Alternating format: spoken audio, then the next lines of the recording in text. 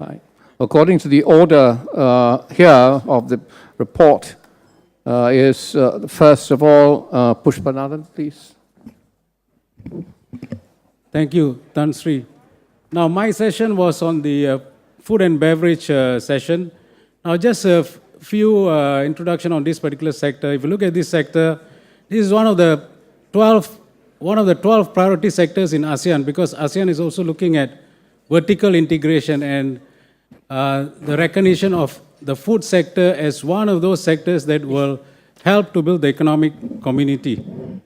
Now, also this sector is very important to ASEAN because 40% of the ASEAN population basically is in the agriculture sector. But the interesting point is the exports, the share of exports of the agriculture or agro-food sector is only about 4.3%. So if you look at GDP, it's even much lower. So hence, I think there's a lot of unrealized potential in this sector. Now, if you look at intra-ASEAN trade, only 25% is only done intra-ASEAN in terms of export. So how do we tap on this unrealized potential? So that is one particular issue. And of course, one of the things that is affecting this is, of course, the non-tariff barriers. Yes, I think we heard about tariffs coming down almost zero, but there are a lot of non-tariff barriers, especially the more bigger states of ASEAN. So we are actually very delighted that this particular sector, F&B, is included in this year's agenda, because I think this is an area that will very much help ASEAN in terms of its integration. But of course, there are a lot of challenges. Now, one, of course, is the different regulatory regimes across the 10 countries. Even though we have 10 countries, even though ASEAN is looking at harmonization, there are a lot of differences in terms of regulations and technical standards. Now, as an industry, we have come together, the food industry, and we want to support the integration process. Now, how have we done this? Now, what we have done is we have created the ASEAN Food and Beverage Alliance. Only last year, we created this association formally, and already through this association, we have done, I would say, 3 things. One, industry alignment. Of course, all the companies, all the associations involved in that, there's always this competition. But what has happened is through the platform of ASEAN Food and Beverage Alliance, we have been able to create an alignment among the industry players. And based on this alignment, we have also worked out 5 priorities that we will look at for the food sector. Okay, number 1 priority for us is nutrition labeling. Then number 2, export, import certification, and so on. So we have been able to do that through the ASEAN Food and Beverage Alliance, which is basically a non-profit trade association. Now, the third important aspect is through the ASEAN Food and Beverage Alliance, we have been able to engage ASEAN. Now, ASEAN has different levels. It's not just one single ASEAN, but within ASEAN, there's so many different levels. So we have actually engaged them at the political level. This is where the economic ministers are. Now, second, we have also engaged them at the policy level with the senior economic officials, the standards and quality committee, and so on. And also at the technical level, which is the product working group for prepared foodstuff. So in a sense, our strategy was to engage all the levels of ASEAN. So this has enabled us to put our messages across to ASEAN very clearly. Now, but of course, we realized that within these levels, there is a big gap. Now, the political level understand the need for harmonization, understand the need for the industry to play a bigger role. But when you go to the technical level, then they have a different set of views. So how do you tackle this gap? That is one of the main issues the industry is facing.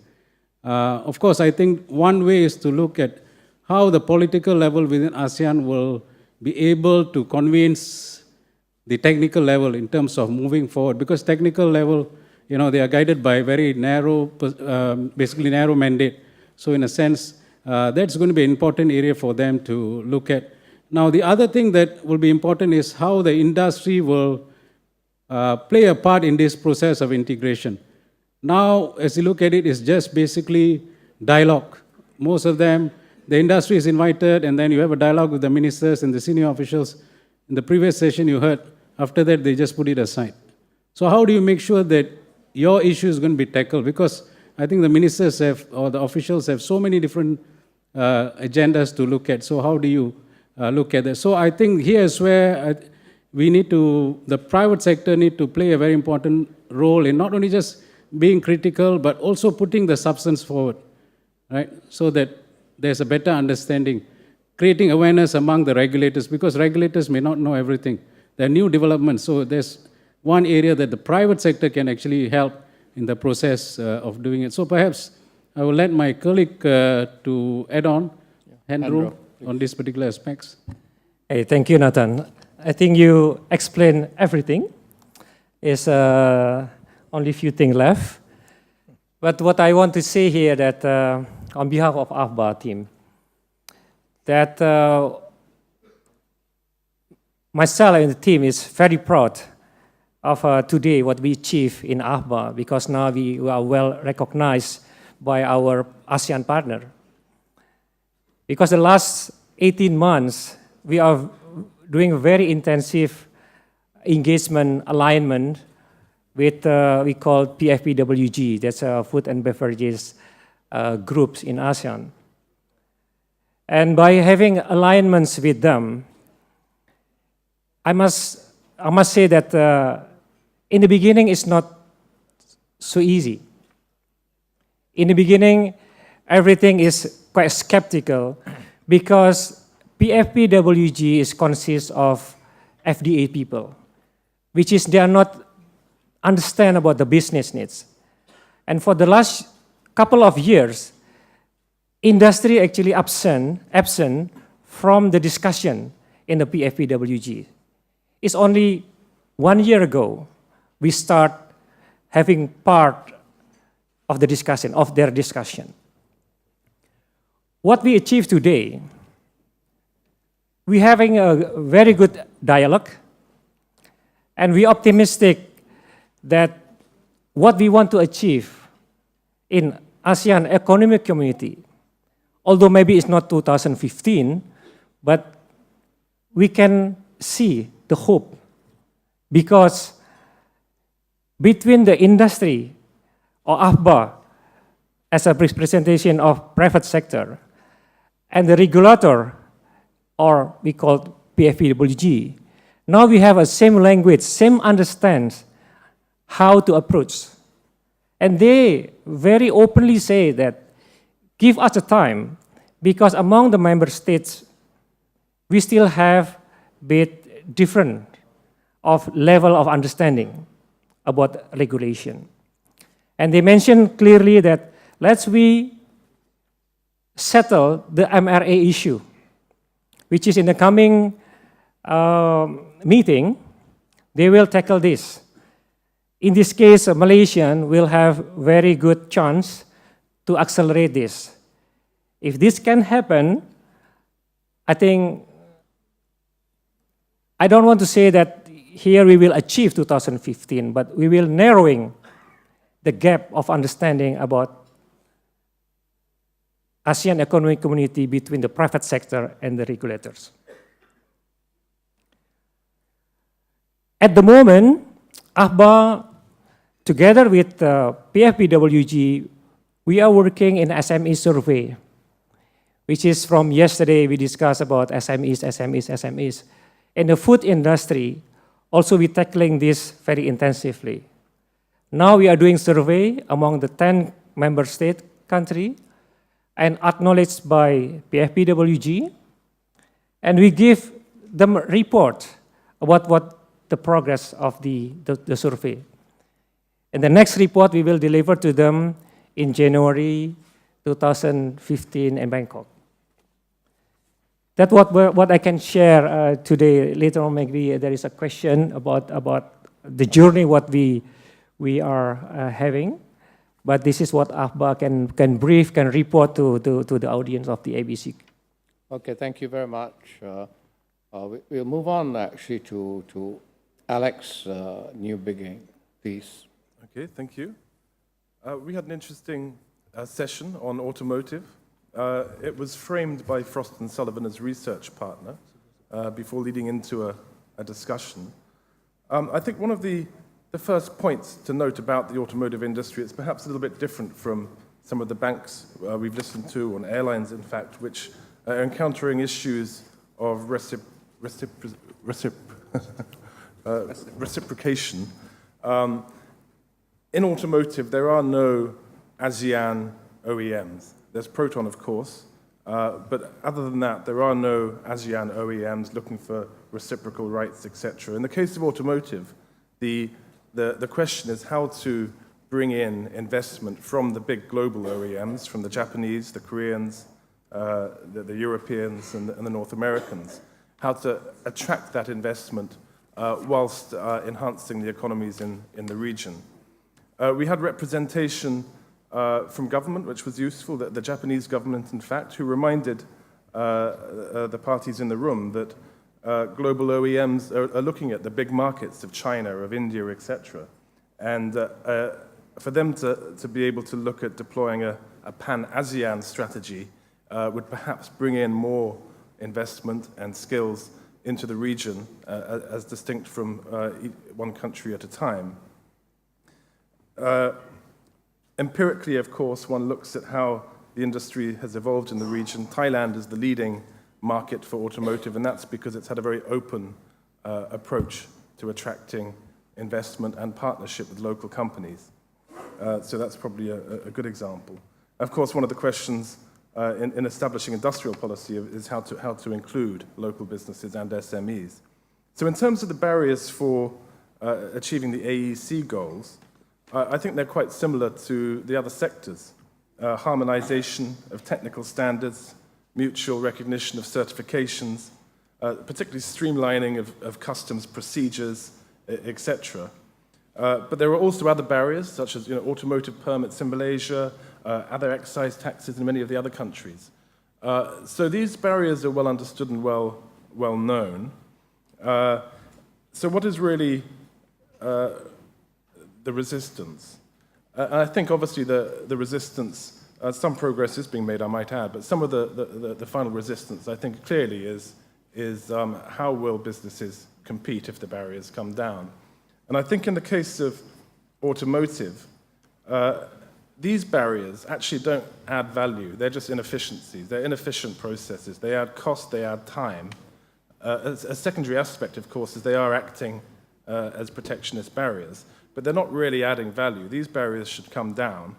And then that does not mean that government should have no role to play, that they should just sit back and see what happens. The government then has a very important role to play within individual countries, which is to not protect businesses from competition, but to help support competitiveness amongst businesses within their country, to support partnerships between local businesses and foreign OEMs, to support skills enhancement, particularly technical skills that are necessary to be able to compete, to support the infrastructure that is required for the industry to thrive. And I don't just mean roads and bridges, which of course are necessary, but that's a different story, but the infrastructure for the industry to help create hubs for parts suppliers to invest and thrive, etc. So I think this is the way the government should focus on helping to support competitiveness as opposed to protecting businesses from competition. So I think many of these barriers can be worked upon, can be further addressed without necessarily governments feeling that their industries have to be threatened. They can actually be improved rather than threatened if the focus is put in the right way. There are a couple of other comments that came out in the session. One of the premium European manufacturers made a comment. They said that their brands are seen as luxury brands, that in Europe the price premium might only be 20% over a midstream brand. In ASEAN it might be 200% or 300%. Whereas from their perspective they would say that they're not luxury brands, they're premium brands because they're jam-packed full of technology. So from their perspective, from that segment, they felt that the region should encourage premium brands to invest and see some more trickle down in technology. And a final comment that was made was about commitment. Again, it was an observation made by an individual in the room that they've seen some OEMs and investors come into countries and out again and in again and out again, whereas the ones that have been really successful, frankly, in this part of the world, it's the Japanese, have been here for a long time, have ridden the lows as well as the highs, and that commitment is a very important ingredient to success. I'm not sure if Mr. Yeap has any comments to add. Well, I think, Alex, you covered almost everything. Maybe I add 1 or 2 points. On the global OEMs, I think the government has to engage with the global OEMs because they strategize and look at ASEAN as one country where, for example, I come from Thailand, and Thailand policy has been very friendly with car investments. So there's a predominance of the OEMs in Thailand, and they export over 1 million cars from Thailand to all over the world, which means I think the governments must work with the global OEMs to some extent to how they play in the ASEAN environment. I think that's the first point. I think the second point that I observe is China is a big country, America is a big country. They move auto parts thousands of kilometers, which means it spells good for auto parts manufacturers. Between Malaysia and Thailand, for example, we are just 1,000 kilometers apart, which means Malaysian manufacturers will have an opportunity to move from Kuala Lumpur or from Kedah north to Thailand when the market opens up. So I think this is positive, I think, in that sense. Like, for example, we make parts in China, near Shanghai. We move the parts to Luzhou. It takes 4 days by truck. And still, in China, you move that distances, and still the car prices are competitive. So I think we should look at the silver lining. And I think the auto parts is an area where there will be silver lining, and how ASEAN can rearrange somehow without being sort of protective of each other's manufacturing facilities. Whereas for the OEMs, I think the government have to deal with the OEMs. This is beyond the part manufacturers or the companies to manage. So these are my 2 points to add on to what Alex has said. Thank you so much, Yeap, Mr. Yeap. Tan Sri Shahril, Chair of Minerals, Oil and Gas, please. Thank you, Tan Sri. We had a fairly good session. I thought the session was quite positive because we see a lot of opportunities in this industry if barriers were to come down. Being a strategic industry in any of those countries, there's opportunities to gain value from the extraction of the resource itself, and also the development of the ecosystem that helps extract the service industry that can grow around it. I think we just have to step back a bit. The barriers are there because they are there to protect whatever needs the resident country has to protect, and usually it's employment. And in this industry, it's mainly a service industry where it will employ a lot of people. And not only that, it will employ a lot of high-value, blue-collar workers, as well as engineering and all the other professional disciplines. But what is important that in this industry, that it is a long-term industry, which means the taxation regime is very important, or any other royalty schemes that you put in must be consistent, because investment by the investor on the asset on concession or PSCs rely on their money to be safe and the investment to be returned at the point where it is being calculated. So if there are inconsistencies in taxation or in royalty schemes, it throws off the IRR of the project itself, and that actually would make it very difficult to have a viable business, let alone an ecosystem for this industry. And we also think it's a model to see to how to bring up the value and prosperity of the region if we look at the North Sea. I think this is a very good example where countries have integrated the service and investment in this area, have developed a very thriving industry where now those companies are actually coming into our region to do work. So if we get together and co-invest and share the risk in developing this industry, I think we are going to be the next North Sea. Indeed, I think there was an oil and gas show in Malaysia. We could see that it was oversubscribed nearly 3 times. There are a lot of resources in this country, I mean in this region, and I think if we plan the extraction and the development of this industry together carefully, we can build some strong, very strong ASEAN champions in this industry. I think that was... Thank you so much. Is there any comment or question from the floor?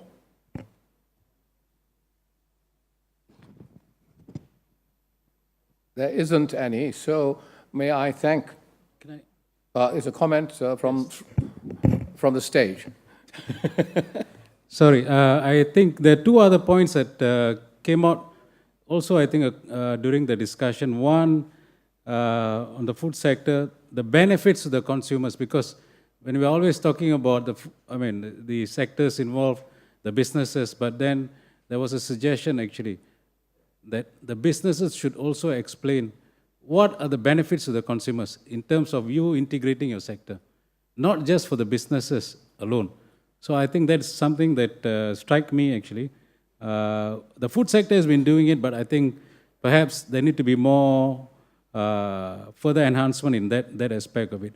Now, the other point that also come across very strongly was the institutional structure. I think, Tan Sri, you also talked about it, about the secretariat, because everybody is focusing on the secretariat, but it may not be just the secretariat alone, but it's also the other processes within ASEAN. And also, I have a suggestion here, perhaps, if you look at the ASEAN dialogue partners around, they're actually funding special positions within the secretariat to help beef up the secretariat. Why not the private sector look at it? Why should it just be the dialogue partners of ASEAN looking at it? Why not the ASEAN private sector itself setting up some kind of trust fund and helping to bring in some of the positions where we think is important, some of the key sectors, so that these specialist staff could be secondment from the industry itself, can help further enhance the knowledge, the expertise of the secretariat, which is going to be important in terms of the member states making decisions, because the secretariat may not have the direct influence, but I think its influence of knowledge is strong. So that could be one aspect that we can look at. Thank you. Okay, thank you, session chairs, for giving of your time, your experience and your knowledge in your various sectors and chairing the sessions and coming back to us. Thank you very much indeed. Please join me in thanking them. Thank you.